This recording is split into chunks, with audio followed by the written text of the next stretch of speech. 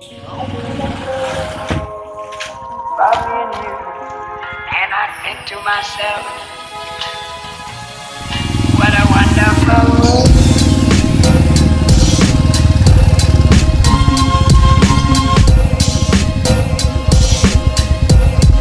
What a wonderful world.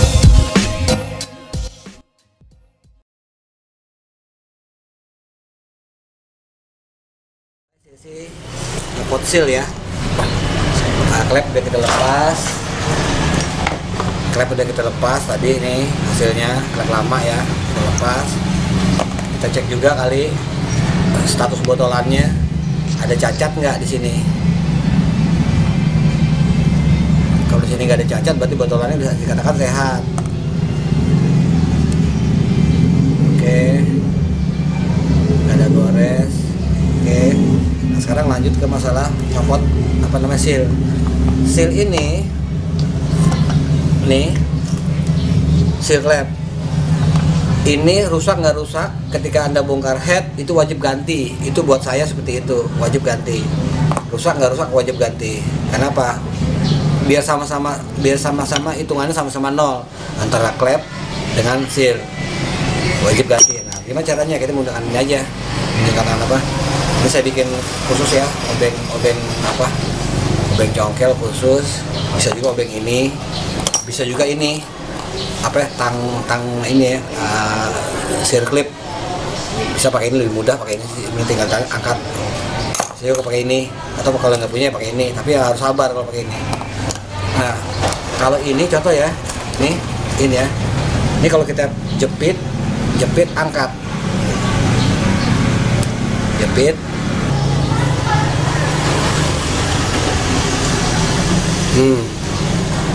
Posisi seperti ini, jepit botolnya, angkat, klek, dia akan copot, akan lepas.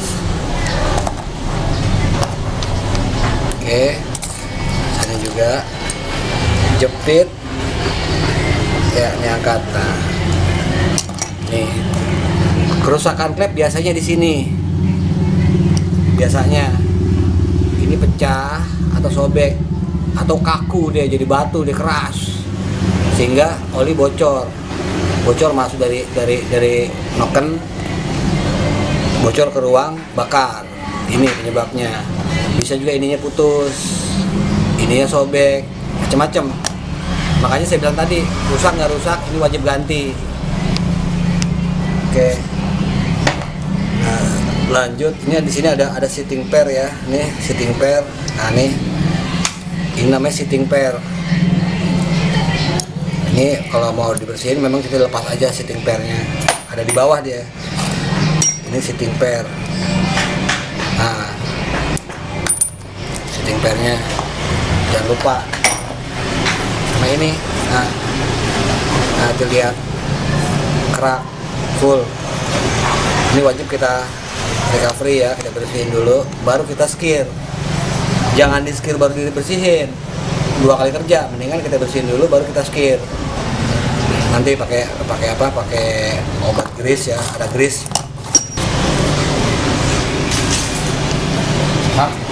SOP sama ya, saya menggunakan cutter.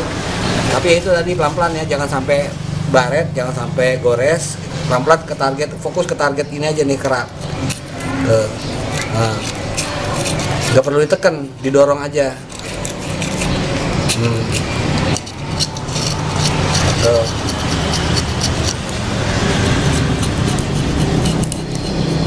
Ya, nggak perlu ditekan. Kalau ditekan takutnya dia baret.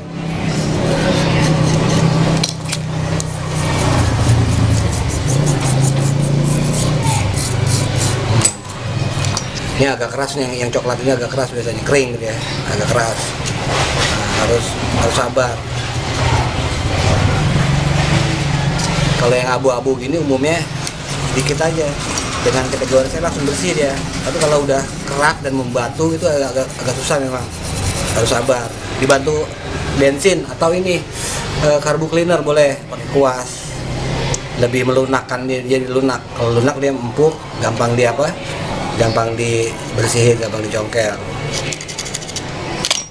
Oke, sementara itu dulu, kita lanjut nanti ke skir. Sekarang kita lanjut skir ya. Skir itu gunanya mematchingkan antara klep baru dengan sitting klep atau bibir klep. Nih dudukannya ya. Karena seperti tadi kita lihat, ini kita fokus ke input ya, ke in. Nah ini dudukan klep yang lama. Ini kan cukup dalam nih dudukannya, sedangkan yang baru kan masih mulus. Nah kita harus matchingin antara sekecil mungkin selisih antara sitting klep dengan klep baru. Nah kita makanya disebut skir. Ini skir. Nah kita membutuhkan bahan ini nih, apa sih namanya ya? Grinding paste ya. Yang go ada yang kasar, coarse, ya kan? Ada yang fine, halus. Ini kasar ya, ini halus. Ini lebih halus dia serbuknya. Ini lebih kasar. Nah, karena kita berhadapan dengan barang baru, ini kan klep baru, ini kan klep lama. Rekomen kita pakai ini dulu sedikit, atau sesinya diperpendek lah sedikit.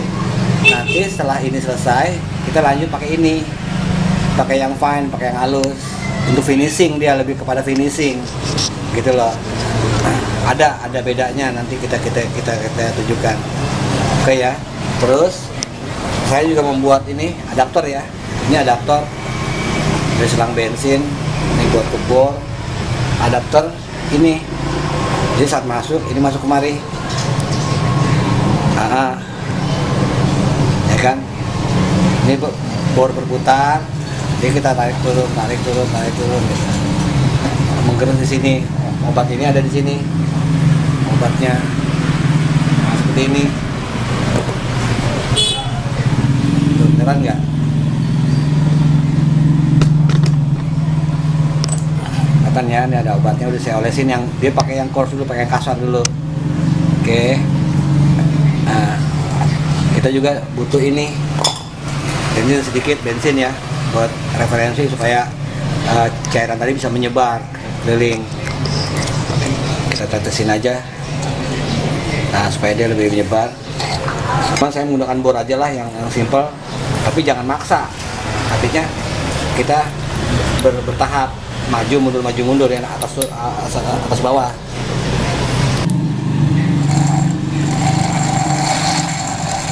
Nah seperti ini kira-kira nih.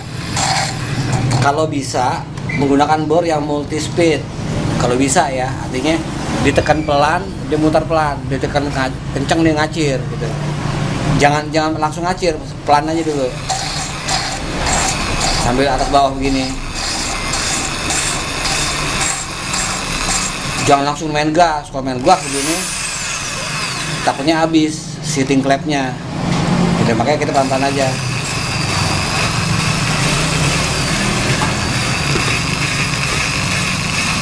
Oke, sekali kita dicek sama bensin tadi supaya rata.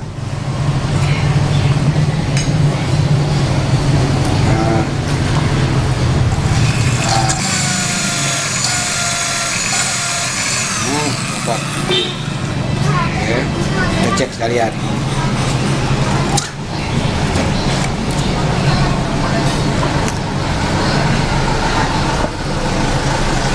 Gimana hasilnya, kita cek.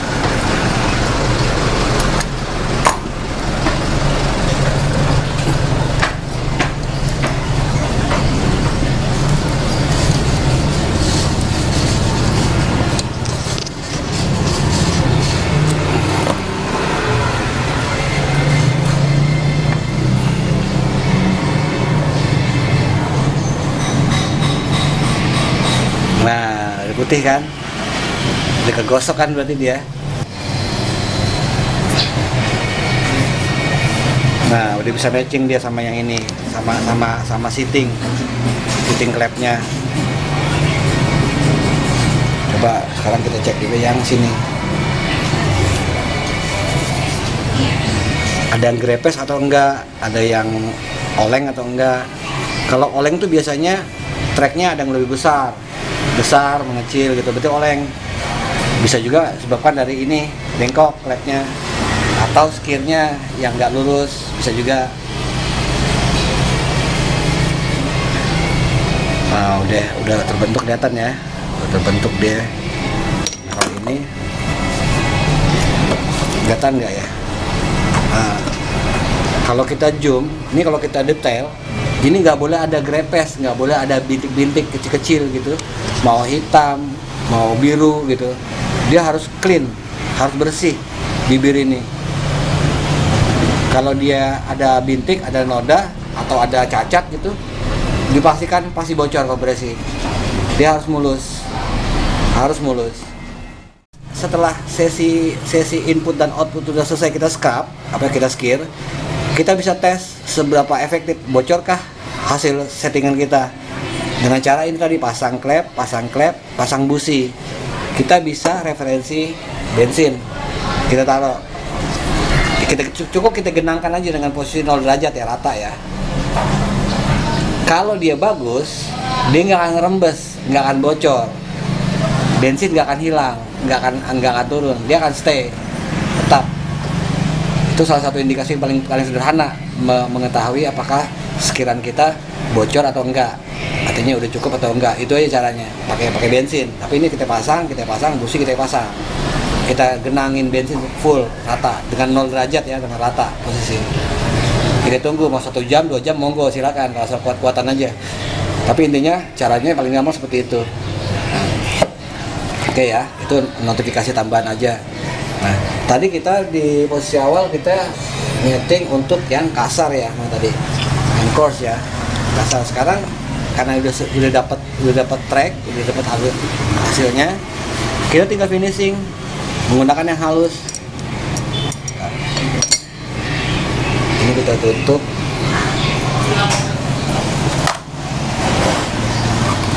Kita bisa menggunakan yang halus, ini yang fine, agak halus.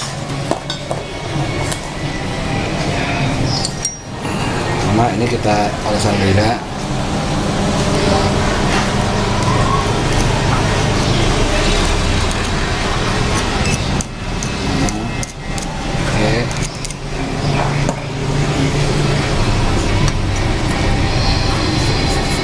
Nah, ini kalau kita scrub hasilnya jauh lebih kinclong. Tadi kan agak abu-abu, agak ngeblur gitu ya.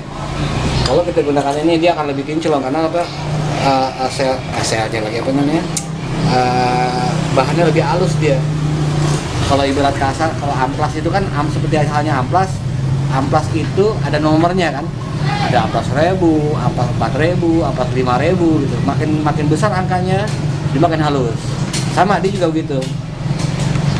Ada angkanya sebetulnya, cuman di sini pabrikan nggak ngasih angka ya. Course itu berapa, fine-nya itu berapa, nggak dikasih tahu ininya. Angkanya seperti hanya amplas ya. Kalau kita beli amplas kan ada angkanya tuh. Nah, itu gunanya itu. Mana amplas untuk finishing, mana amplas untuk awalan. Tujuannya ke sana. Oke, kita cek lah, kita tes lagi. Ini kita menggunakan ini, menggunakan bor. Oke. Kalau saran saya yang penting Mas Bro nyantai aja, nggak usah ngotot, nyantai aja.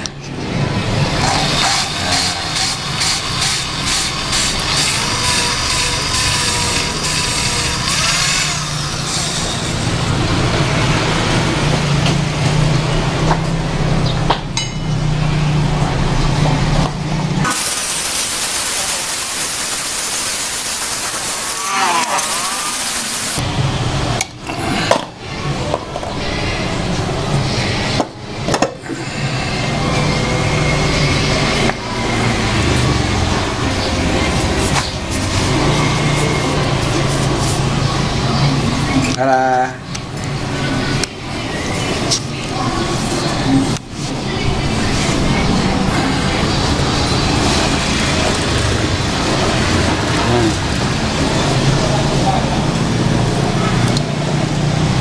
kan enggak